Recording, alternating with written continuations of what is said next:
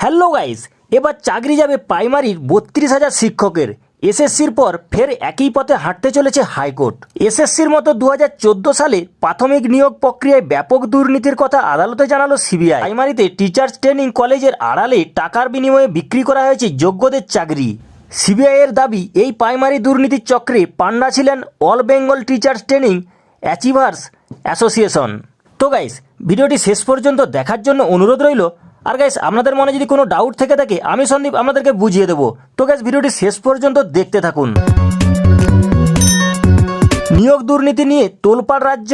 সম্প্রতি এসএসসির কেলেঙ্কারির জেরে হাইকোর্ট রায়ের বাতিল হয়েছে 2016 এসএসসির গোটা প্যানেল। এক খোঁচায় চলে গিয়েছে হাজার হাজার চাকরি।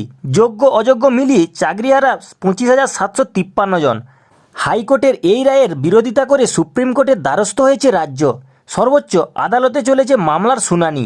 এরই মাঝে 2014 সালের প্রাইমারি টেট নিয়ে প্রশ্ন উঠে গেল। এসএসসির মতো 2014 সালের প্রাথমিক নিয়োগ প্রক্রিয়ায় ব্যাপক দুর্নীতির কথা আদালতে জানালো সিবিআই। প্রাইমারিতে নিয়োগ নিয়ে হাইকোর্টের বিচারপতি রাজাশেখর মান্তার এজলাসে রিপোর্ট পেশ করেছে কেন্দ্রীয় তদন্তকারী সংস্থা।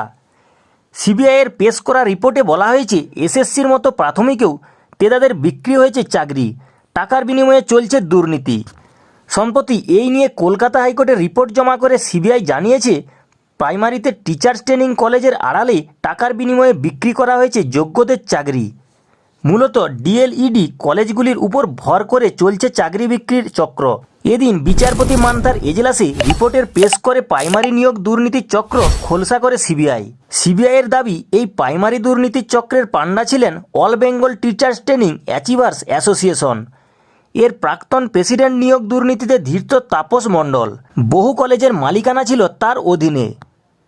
সিবিআইয়ের দাবি, বিপুল টাকার বিনিময়ে টিইটি ফেলদের কাছে চাকরি বিক্রি করেছেন এই তাপস মণ্ডল। নিয়োগে দুর্নীতি করে চাকরি প্রার্থীদের কাছ থেকে মোট 4,12,45,000 টাকা এজেন্ট মারফত তাপস মণ্ডল, এমনই বিস্ফোরক দাবি করেছে সিবিআই। আদালতে সিবিআইয়ের দাবি, নিয়োগ দুর্নীতিতে ধৃত কুন্তল ঘোষের সঙ্গে হাত মিলিয়ে প্রাইমারিতে চাকরি বিক্রি করেছেন এই তাপস।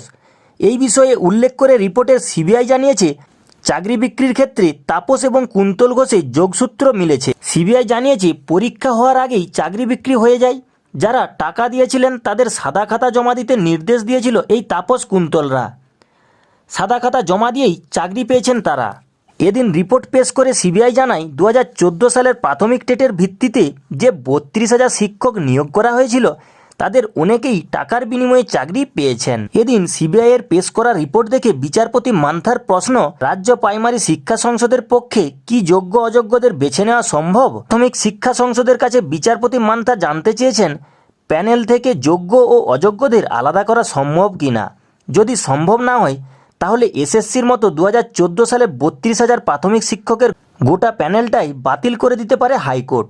গত শুনানিতে এই বিষয়ে জবাব তলব করেছেন বিচারপতি। সংসদকে 4 সপ্তাহের মধ্যে আদালতকে জবাব দিতে বলা হয়েছে। তো গাইস, এই ছিল আজকের ভিডিওটি আশা করি আপনারা বুঝতে পেরেছেন। আর গাইস, ভিডিওটি যদি ভালো লেগে থাকে ছোট্ট একটি লাইক করে দিবেন। আর গাইস, এরকমই নিত্য নতুন আপডেট সবার আগে পাওয়ার জন্য চ্যানেলটি সাবস্ক্রাইব করে রাখবেন। তো ভিডিওটি শেষ পর্যন্ত দেখার জন্য অসংখ্য ধন্যবাদ।